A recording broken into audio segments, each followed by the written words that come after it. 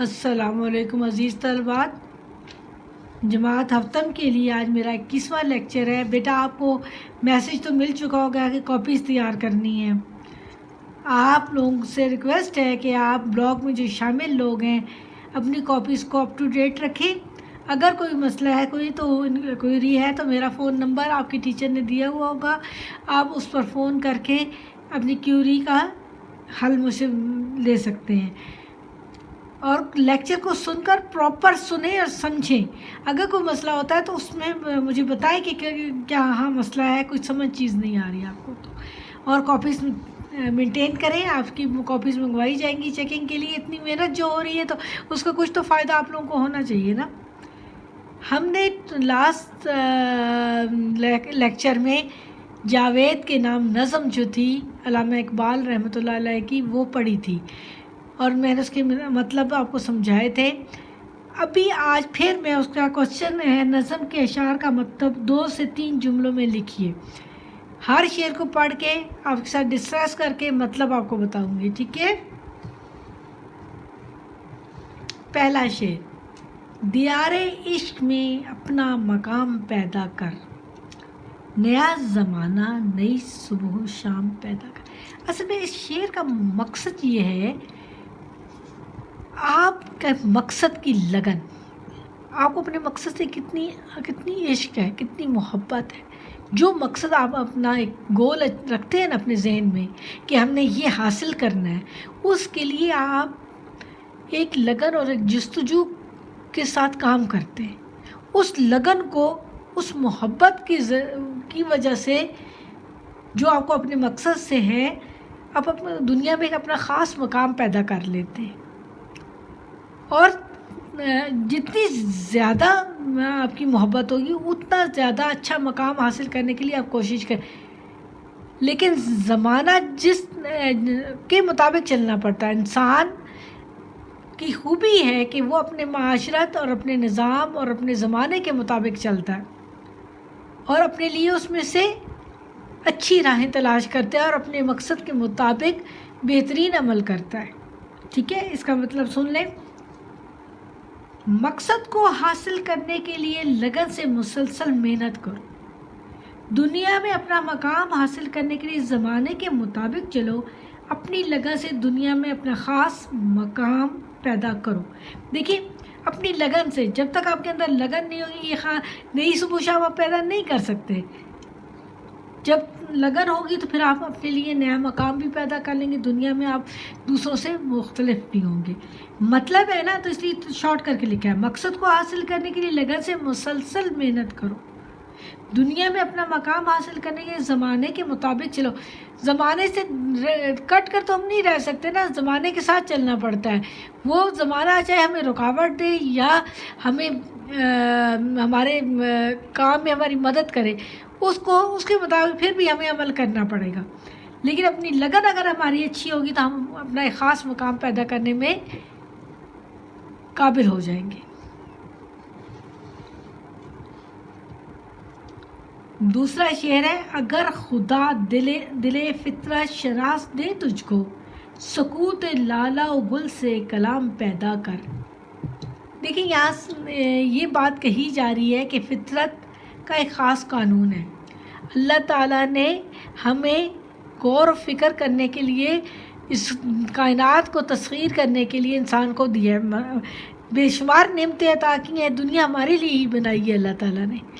اس خوبصورت دنیا کو صرف تشکیل انسانوں کے لیے کیا ہے، اپنی مخلوقات کے لیے کیا ہے، تو ان چیزوں سے ہم نے یہ اخذ کرنا ہے، کوئی ذات ہے جس نے یہ دنیا بنائی ہے اور اس نظام کو اچھے طریقے سے چلا رہا ہے۔ خاموش ہے، پھول اور چیزیں خاموش رہتی ہیں، لیکن ان کا عمل بولتا ہے، وہ ان کی خوبصورتی بولتی ہے کہ انہیں کسی نے پیدا کیا اور ان کی پرورش کی ہے۔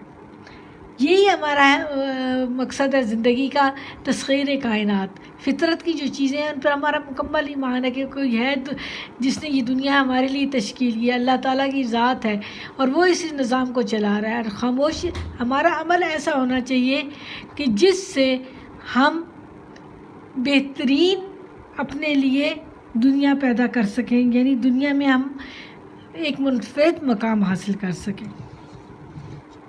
اس کا مطلب سنیں، ہمارا ایمان ہے کہ اللہ تعالیٰ نے ہمارے لیے یہ خوبصورت دنیا پیدا کی اور بے شمار نعمتوں سے نوازا ہے۔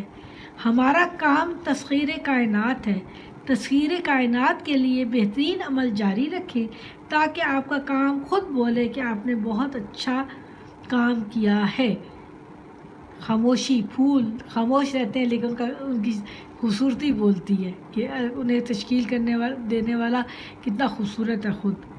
اسی طرح انسان سے کہا کہ اپنا بہترین عمل جاری رکھو تاکہ آپ کا کام بولے کہ آپ نے بہت اچھا کام کیا، یعنی اللہ تعالیٰ کے ہونے کا ثبوت ہو۔ آپ کو تو اللہ نے ثبوت دے دیا ہے نا کہ دنیا بنائی، اس میں بے شمار نعمتیں عطا کی۔ اس کا مطلب بھی آپ کو سمجھ آ گیا ہوگا کہ ہمارا کام کیا ہے؟ تسخیر کائنات، غور فکر کرنا۔ اس سے ہم نے اپنے آپ کو مکمل طور پر لیس کرنا ہے اس بات سے کہ یہ دنیا ایک عمل گاہ ہے جس کا سزا و جزا ہمیں آخرت میں ملے گی۔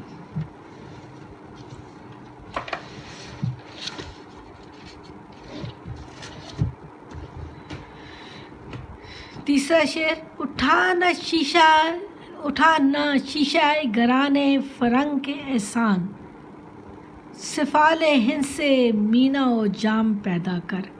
یہ بہت خوبصورت شعر ہے کہ آپ انگریزوں کے کاغذی اصولوں کا احسان نہ اٹھائیں بلکہ اپنی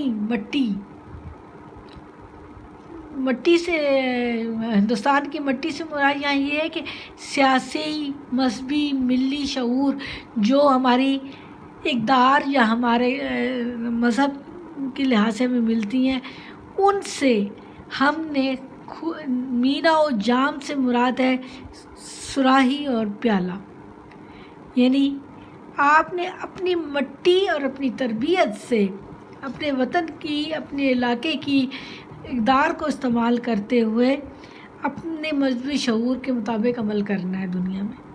کسی اور کا احسان نہیں اٹھانا، ان کے اصول کاغذی یا ٹوٹ جانے والے۔ آپ کو انگریز کا احسان لینے کی کوئی ضرورت نہیں بلکہ ہندوستان کی مٹی، آپ کو انگریز کا احسان لینے کی کوئی ضرورت نہیں بلکہ ہندوستان کی صغیر کی تعلیم و تہذیب کو مد نظر رکھتے ہوئے اپنے سیاسی، ملی اور مذہبی شعور کے مطابق عمل کریں۔ ٹھیک ہے؟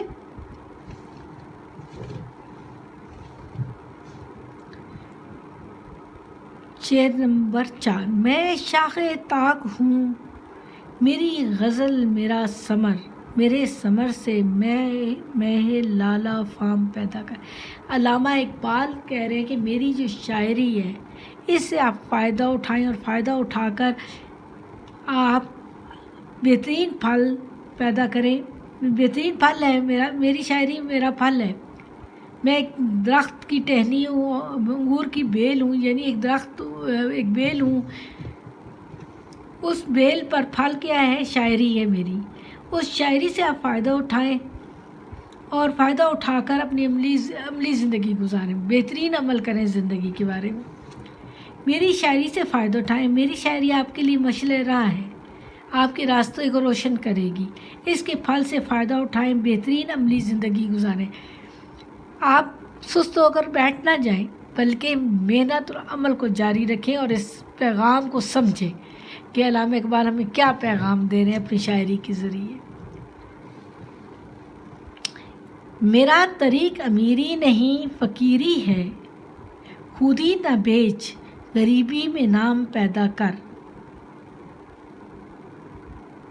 یہ دیکھیں، آپ علامہ اقبال کہہ رہے ہیں کہ میں زندگی امیروں کی طرح نہیں گزارتا بلکہ فقیرانہ زندگی ہے میرے زندگی گزارنے کا انداز فقیرانہ ہے۔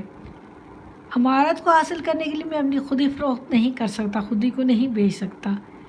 مجھے غریبی میں اپنا نام دنیا میں پیدا کرنا ہے۔ غریب رہ کر بھی اگر آپ کے اصول اچھے ہوں نا، آپ چاہے غریب ہوں لیکن آپ کے اصول اگر اچھے ہوں تو دنیا میں آپ کا ایک نام ہوگا۔ آپ اپنے اصولوں کے مطابق زندگی گزاریں اور بہترین عمل کریں، اللہ تعالیٰ اس کی اچھی جزا دے گا۔ میری زندگی گزارنے کا انداز فقیرانہ ہے، میں امارت کو حاصل کرنے کے لیے اپنی خود ہی نہیں، اپنے آپ کو کسی کا غلام نہیں بنا سکتا۔ میری ایک اپنی انا ہے، میری اپنی ایک آزادی ہے، میں اس کے مطابق کام کروں گا. میں اپنی خودی کو نہیں بیچ سکتا، میں غلامی میں نہیں رہ سکتا. میں غریب ہی ٹھیک ہوں، اور اس غریبی میں ہی میں اپنے آپ کو دنیا میں اپنا نام پیدا کر لوں گا اگر میرے اصول اچھے ہوئے تو. ٹھیک ہے، اللہ حافظ بیٹا. اس کام کو کرنا ہے اور کاپیاں مینٹین کریں پلیز. ٹھیک ہو گیا، اللہ حافظ.